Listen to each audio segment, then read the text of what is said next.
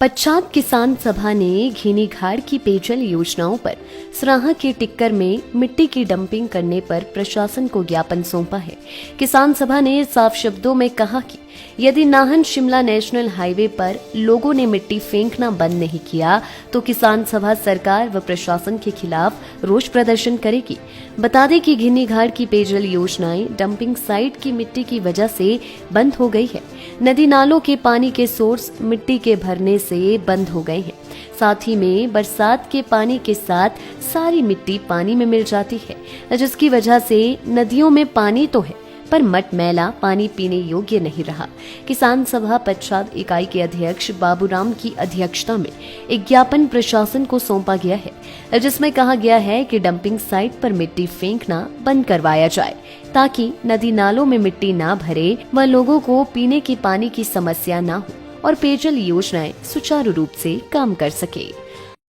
मैं बाबूराम शास्त्री हिमाचल किसान सभा इकाई पच्छाद का अध्यक्ष हूँ और आज हम यहाँ बड़े दुख के साथ कहना पड़ रहा है कि विगत 2 वर्षों से जिस मुद्दे पर हम बात कर रहे हैं प्रशासन से, आज तक प्रशासन भी आंखें मूंद के बैठा हुआ है। एसडीएम महोदया थी पहले, उनसे भी हमने प्रार्थना की थी और प्रार्थना पत्र दिया था और अब भी हमने 24 मार्च को एसडीएम महोदय को हमने प्रार्थना पत्र दिया था कि जो ये डंपिंग साइट पर बना है वो डंपिंग के नियमों के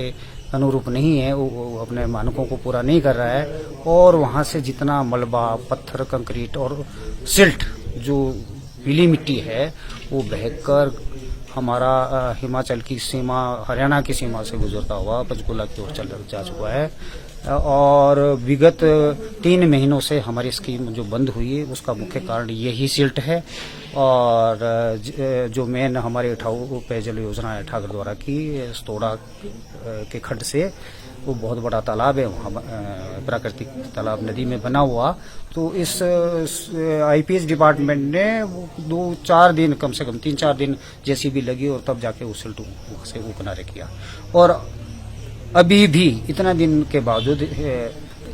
ग्राम पंचायत काटली की ओर से भी यहाँ लिखित रूप में आया है कि इस पर ध्यान दिया जाए, इसको बंद किया जाए डंपिंग को। हम बार बार कह रहे हैं परंतु अभी तक इस पर किसी भी प्रकार का कोई एक्शन नहीं लिया गया। केवल ये हमें बोलकर खुश कर दिया जाता है कि हमने पत्राचार किया है, डीसी को किया है, दूसरों को किया। तो पत्राचार से तो समस्या का समाधान नहीं होता। अब इधर एक तरफ तो गर्मियां थी, पहले ही 3 महीने से हमारी पेयजल योजनाएं ठप पड़ी है। हम जैसे कैसे गुजारा कर रहे हैं, कहीं हैंडपंप से, कहीं दूर दराज बावड़ियां हैं, पुराने स्रोत है, वहां से। अब जब बरसात की उम्मीद थी, चलो अब तो पानी आएगा, परंतु अब ये सिल्ट और गाद इसने जो जितने भी सोर्स थे यहाँ से नीचे तक, तो आज भी हम अभी एसडीओ साहब तो परे थे नहीं ना, जी साहब, तो आईपीएस डिपार्टमेंट को अभी भी हम ज्ञापन देके आए हैं, इसका रिमाइंडर देके आए हैं और अभी थोड़ी देर में हम एसडीएम महोदय को भी इसका वो स्मरण पत्र देंगे, रिमाइंडर देने जा रहे हैं कि प्लीज इस पर ध्यान दें। अन्यथा यदि बरसात तक इस पर ध्यान नहीं दिया गया तो किसान सभा,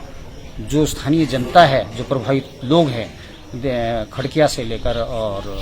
बम्बियार, बडियार, सरों तक के, उनको साथ लेकर हमें प्रशासन के विरुद्ध